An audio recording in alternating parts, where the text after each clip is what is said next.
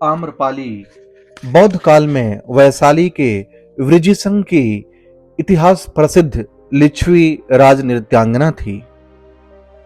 आम्रपाली अत्यंत सुंदर थी। ऐसा कहा जाता है वह इतनी सुंदर थी कि जो भी उसे एक बार देख लेता वह उस पर मंत्रमुग्ध हो जाता था। अजातशत्रु उसके प्रेमियों में था और उस समय के उपलब्ध साहित्य में अजातशत्रु के पिता बिंबसार को भी गुप्त रूप से उसका प्रणयार्थी बताया गया है। आम्रपाली को लेकर भारतीय भाषाओं में बहुत से काव्य, नाटक और उपन्यास लिखे गए हैं। एक बार की बात है, महात्मा बुद्ध अपने शिष्यों के साथ घूमते हुए वैशाली नगरी में पहुंचे। वैशाली को उस समय 16 महाजनपदों में एक महत्वपूर्ण जनपद माना जाता था, जिसकी ख्याति दूर दूर तक फैली हुई थी। यह नगरी परम वैभवशाली और हर तरफ से संपन्न थी।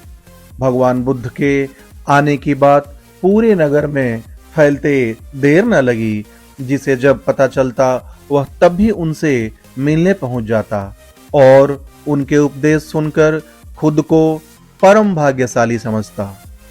भगवान बुद्ध का चरित्र ही ऐसा प्रभावशाली था कि उनसे प्रभावित हुए बिना कोई नहीं रह सकता था।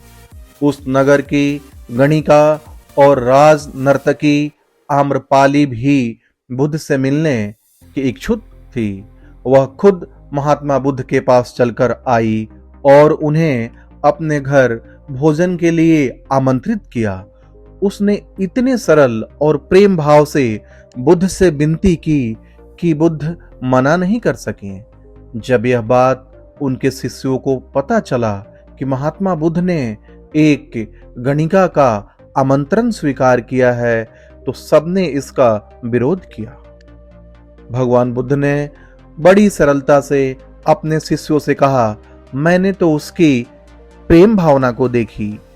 उसने जिस भावना से मुझे बुलाया है वह बिल्कुल ही पवित्र और निश्चल था। वह आज मुझसे मिलने एक गणिका बनकर नहीं बल्कि एक भक्ति भाव से आई थी। फिर भला मैं कैसे उसका आमंत्रण स्वीकार न करता, वह चाहे एक वेश्या हो या फिर कोई सन्यासी। यथा समय बुद्ध आम्रपाली के घर पर भोजन के लिए गए। वह पहले से ही भोजन की सारी व्यवस्था करके भगवान बुद्ध के आने की राह देख रही थी। मन में यह विचार भी आ रहा था कि कहीं बुद्ध अपनी बात से मुकर न जाए। इतने बड़े सन्यासी भला क्यों एक वेश्या के बुलाने पर उसके घर आकर भोजन करेंगे। परंतु जैसे ही आम्रपाली ने बुद्ध को अपने घर आते देखा, उसकी प्रसन्नता का ठिकाना न रहा। वह दौड़कर दरवाजे पर गई और उनका स्वागत किया। खुद अपने हाथों से भोजन परोसा और उनकी आवाभगत की।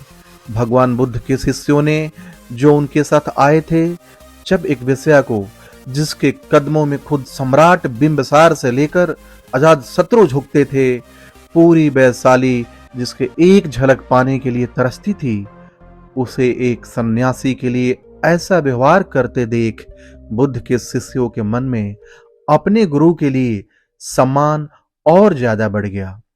आम्रपाली ने भगवान बुद्ध के व्यक्तित्व के बारे में जैसा सुना था, उनसे मिलने के बाद वह उससे ज्यादा प्रभावित हुई और उसी समय वह बुद्ध की शरण में चली गई। अपनी सारी संपत्ति वह बौद्ध मठ के नाम करके आजीवन भिक्षुनी बन गई।